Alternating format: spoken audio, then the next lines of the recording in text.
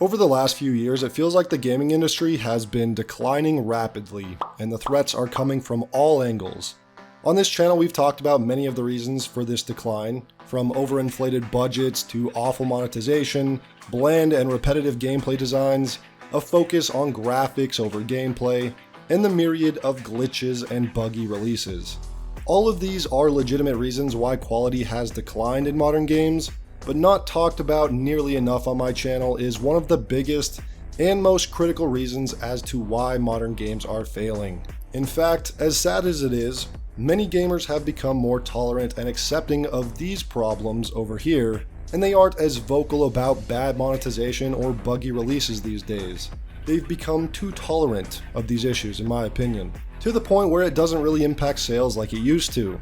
Instead, the biggest deterrent for modern gamers is game studios and publishers' disgusting focus on creating games for the non-existent modern audience. Or, in other words, the obsession with creating woke video games. How many examples in 2024 alone do we have of that being the reality? Concord, Flintlock, Suicide Squad, Dustborn, Star Wars Outlaw, and the ones yet to release are already looking like they're going to be flops, like Assassin's Creed Shadows, Dragon Age Veilguard, and the Indiana Jones game. Now, I think it's important to note that a lot of these games are usually objectively bad or average games with or without the wokeness in them, but a company that prioritizes DEI and ESG scorecards will almost always create a mediocre product. DEI ensures less competent employees will be hired on for the job, and ESG funding means more time will be spent on hitting the woke criteria throughout every aspect of the game. In other words, woke ideologies are the priority of development, taking precedent over game design in its traditional sense. Let's just take a look at a few of these woke flops of 2024, starting with Concord. Removing all the wokeness for a second, the game was average on its own, a game that didn't bring a whole lot of new things to the hero shooter genre, keeping simple game modes and basic gameplay, a terrible pricing model.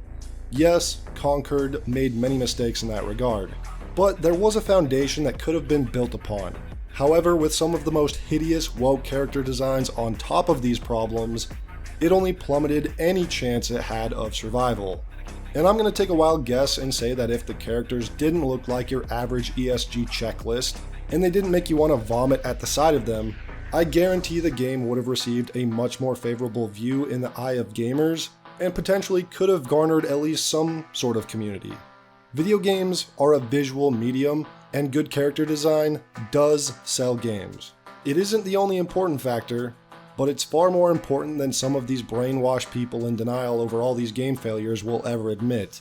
And if the Concord devs didn't devote so much of their 8 years and $400 million BlackRock budget to woke game design, maybe that dev time and money could have been used to actually create something groundbreaking in the hero shooter genre, with characters that were recognizable, badass, and heroes people would want to cosplay as or buy a poster of. But instead, it became the biggest flop in video game history. Yeah, the big things to take away: $400 million loss. The game was in horrible shape as of 18 months ago before release. Not even monetization, no onboarding, most content not even there.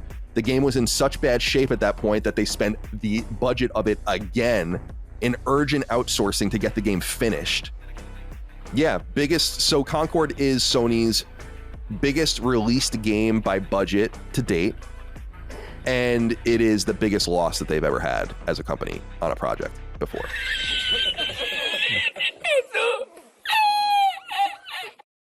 Next, let's take a look at Dustborn.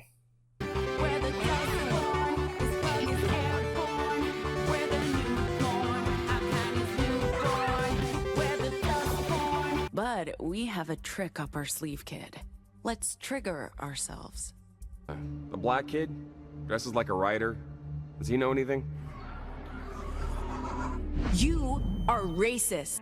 I don't even need to say anything about this game.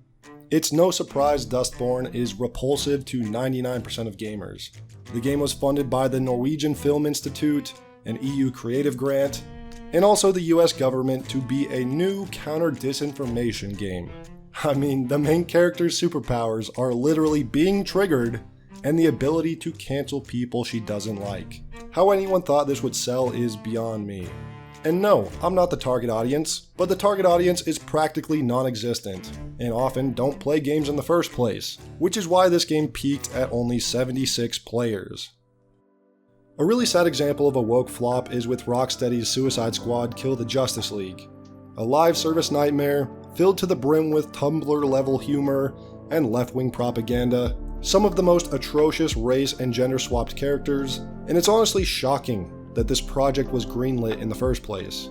A $200 million loss that leaves Rocksteady's future unknown. More than likely a closure in the next few years, if not sooner. And some will only attribute this game's failure to the fact that it was a live service, but new live service games are constantly releasing and plenty of them are succeeding. New IPs even. This game could have been good, but instead the narrative and dialogue was very obviously Sweet Baby Inc. influenced, same with the character designs. And some might say it would fail either way, but I want to compare Suicide Squad with a game called The First Descendant. There's a lot of similarities actually. Both are third-person live service looter shooters. In fact, looking at gameplay side by side, most people would say that Suicide Squad looks like a higher budget version of The First Descendant. And that's because that's what it is. But why does The First Descendant have 30,000 players right now and Suicide Squad has 300? I have a strong suspicion that character design has more to do with it than gaming journalists would have you believe. The First Descendant is not that great of a game. It's dumb fun, just like Suicide Squad. But people want to play as these characters, and people do not want to play as these characters.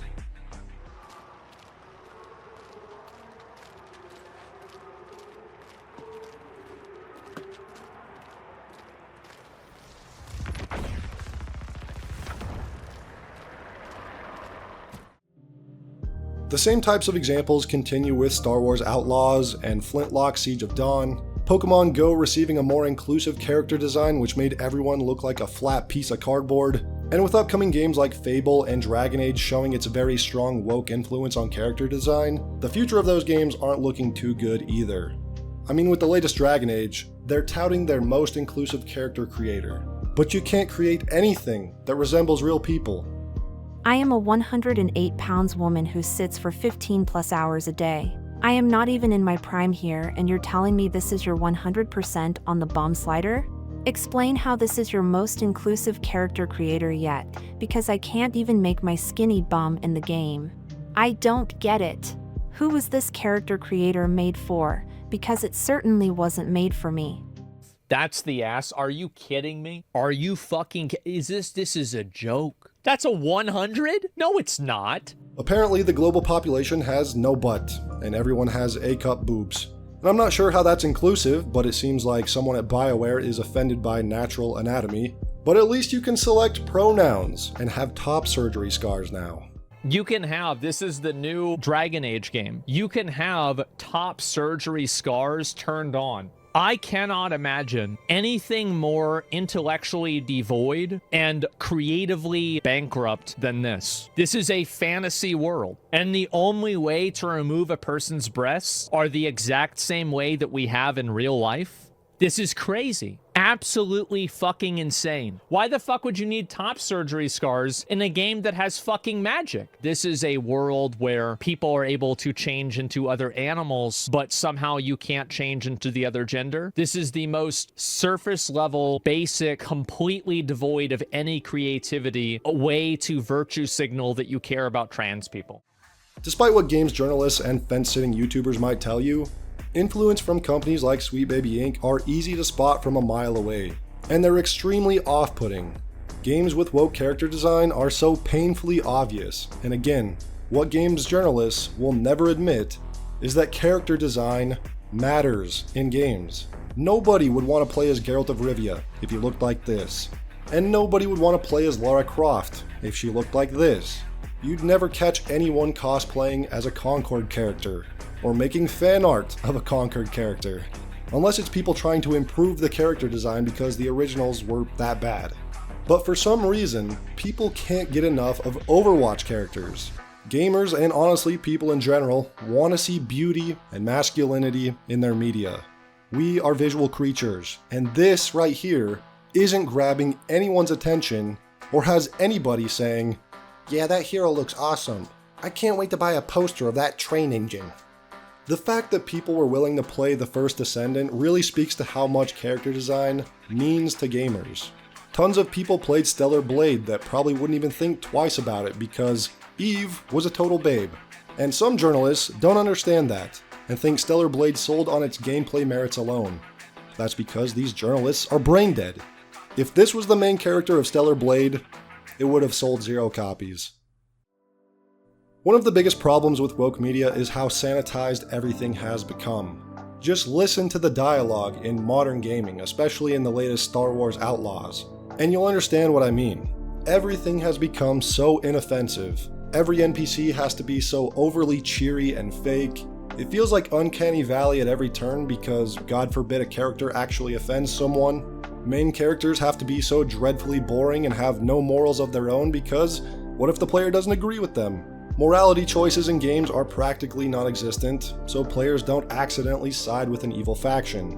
The hand-holding and the juvenile design behind every quest, line of dialogue, and character design makes me question why these games are even being rated M for mature.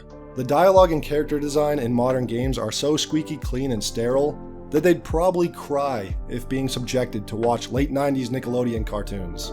Genuine adult themes and realistic dialogue, mature dialogue, does not exist in modern games. Again, despite what the lying games media will tell you and what some YouTubers refuse to say, woke games fail because they are woke. And they'll say, what does woke even mean? Isn't Baldur's Gate 3 woke? Isn't Elden Ring woke? Oh, so a female protagonist makes a game woke? No, it doesn't, and these people shouldn't be taken seriously. They aren't trying to engage in good faith. Obviously, a game with a female protagonist doesn't make it automatically woke. A game with a black protagonist doesn't make a game woke. A gay character in a game doesn't make a game woke. But somehow, we're all able to tell the difference between a naturally diverse game and one that is clearly propaganda. You don't even have to describe what woke is. You can see it as clear as day and its influence in the games. How many times do you watch a trailer for a new game during a showcase and can immediately pinpoint the woke games and know how to avoid it like the plague? Then months later, that same game will get insane amounts of press from gaming news outlets, but come time for the release, it majorly flops. People can see it, they can sniff it out and avoid it. You take one look at some of these studios and know immediately that whatever it is they're cooking should never be served. You just know something is off with their games, because it's not natural. It feels very forced. It feels like there's money behind it to push an agenda, because there is. BlackRock and Vanguard and similar companies are behind almost all of these major flops because they're more concerned with pushing propaganda than making a profit. They have more money than God and God's banker. They are instead focusing on changing the minds of gamers with these projects, and thank God gamers are resisting it and seeing through their bullshit.